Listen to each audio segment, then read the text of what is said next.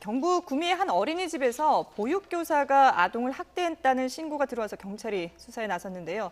이 부모들은 교사가 아이 얼굴을 때리고 또 하나의 숟가락으로 돌려서 먹였다 이렇게 제보를 했는데요. 먼저 CCTV 내용부터 한번 보시겠습니다. 지금 선생님 보육교사가 두돌배기 아이 팔을 거칠게 잡아당겨서 장난감으로 아이 얼굴을 때렸습니다. 아이가 놀란 듯이 뒷걸음을 치고 그리고 턱을 만지는데 아무래도 아팠겠죠. 네. 예. 자, 이런 영상을 피해 아동들이 봤을 때 상당히 좀 분노할 수밖에 없는데 자, 이런 일들이 왜 자꾸 이렇게 반복되는지 모르겠습니다. 학대 장면이 수차례 이렇게 반복이 됐다면서요? 그렇죠. 학대 장면을 보면 뭐 다치는 아이 뭐 상처 소독한다고 뭐 입을 이렇게 손에 갖다 대는 장면도 있고, 그다음에 남은 음식들을 막 모아가지고 먹이는 장면도 있고, 저건 이제 피해 아동의 부모가 보면 정말 억장이 무너지는 그렇죠. 일 아니겠습니까? 예. 근데 이게 항상 저희가 제 기억에 한번 몇 개월에 한 번씩은 아마 이 영상 가지고 방송을 네네. 하는 것 같아요.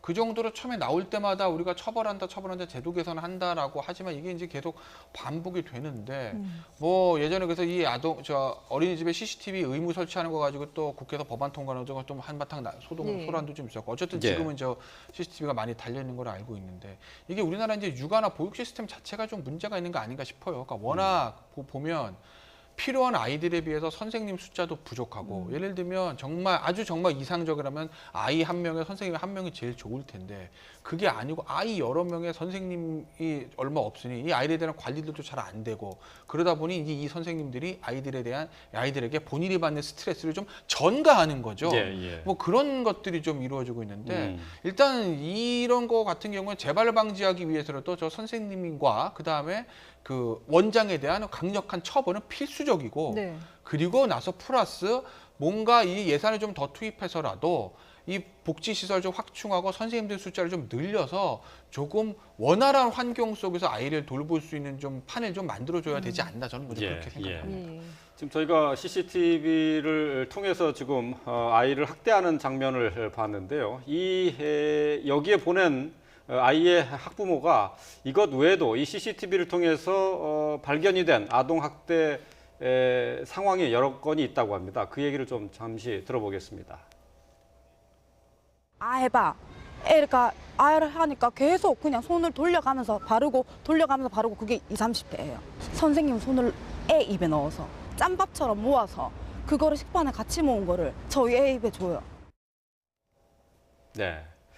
자, 어린이집에 아이를 보내는데 아이가 저렇게 학대를 당했다고 알면은 글쎄 이 부모들 마음이 얼마나 아프겠습니까? 이제 저런 식의 학대가 계속 이루어졌었다는 게 이제 CCTV를 통해서 확인이 됐다는 거죠. 네, 그렇습니다. 저 영상이 그 하루치 영상에 불과합니다. 근데 하루에 지금 뭐 수차례 이상의 그 학대하는 그 정황들이 나오고 있기 때문에 네. 이것을 뭐 한 달치, 두 달치를 보게 되면 지금 있는 것보다 더 가혹한 모습, 횟수도 더 많이 있지 않겠는가, 예. 이렇게 이제 생각을 할 수밖에 없는 것입니다. 예. 그래서 만약에 저와 같은 CCTV 영상이 없었다고 한다면 저와 같은 학대가 있는 사실도 우리는 이제 모르는 이런 그렇죠. 상태가 됐겠죠. 예. 그래서 어린이 학대, 아동 학대에 대한 예방을 위해서 사실은 이제 2015년도에 그 어린이집에 의무적으로 저와 같은 이제 CCTV 영상을 설치하도록 이렇게 되어 있습니다. 네네. 다만 이제 저것을 열람을 하는가 여부는 예를 들면 이제 학부형이 일정 요청을 했을 때 어린이집에서 나름대로 판단을 해서 뭐 통보를 하는 뭐 이런 네. 그 절차로 이루어져 있는 이런 그 상황입니다. 예. 어쨌든 저것은 명백한 물리적 학대뿐만이 아니고 또 어떻게 본다면 또 정신적인 학대, 이른바 그 중보 그 학대의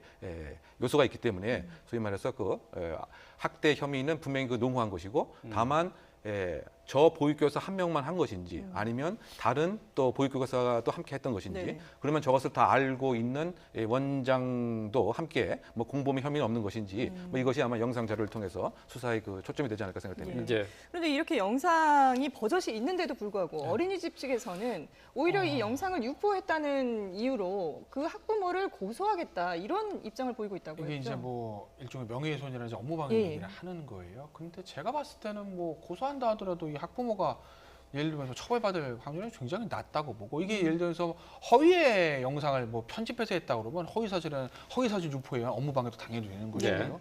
그다음에 이제 허위사실의 명예훼손도 되는 건데 허위가 아닙니다. 팩트입니다. 네. 그러면은 업무방해 같은 경우는 허위사실 유포나 이제 위력, 위계 이런 거 사용하는 건데 이 위력 아니잖아요. 네. 그죠? 위계, 속인 거 아니잖아요. 예.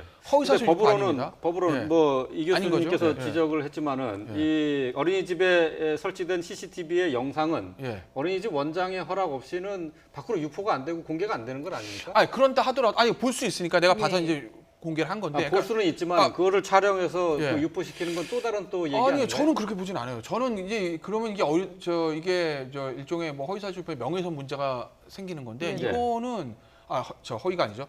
팩트고 더군다나 이것은 다 공익의 목적을 하는 것이기 때문에 저는 글쎄요 고소한다라도 이 학부모가 예를 들면 이게 처벌을 받을까? 예. 저는 그렇게 개인적으로 보진 않습니다. 그러니까 그 영유아 보육법에 의하면 저와 같은 이제 영상을 그 보게 된 경우에 학부형이 저기 나타난 그 비밀 자체를 준수해야 될 의무는 규정에 놓고 있습니다. 네. 이제 바꿔 예. 얘기하면 저것을 제3자에게 누설하거나 이렇게 하지 못하도록 의무를 부과하고 그렇게 있습니다. 돼 있군요. 다만 예. 이제 정당한 목적이 아닌 경우 누설을 하면 안 된다. 네. 이렇게 이제 되어 있기 때문에 과연 이제 저와 같은 상황이 사실은 아동학대 예방을 위한 뭐 정당한 목적으로 보게 된다고 한다면 그 행정보를 부과하는 것도 이제 한계가 되어 있다고 저는 생각이 되는데 네. 예. 어쨌든 저와 같은 영상을 보고 나서는 본 학부형도 비밀 준수와 제3자에게 이것을 누설해서는 안 된다고 하는 의무 조항은 있긴 합니다. 그 네. 누설하면 안 된다라는 그 배경에는 보육교사의 어떤 뭐 인권이라든지 이런 부분이 고려가 되는 거죠. 그렇죠. 근데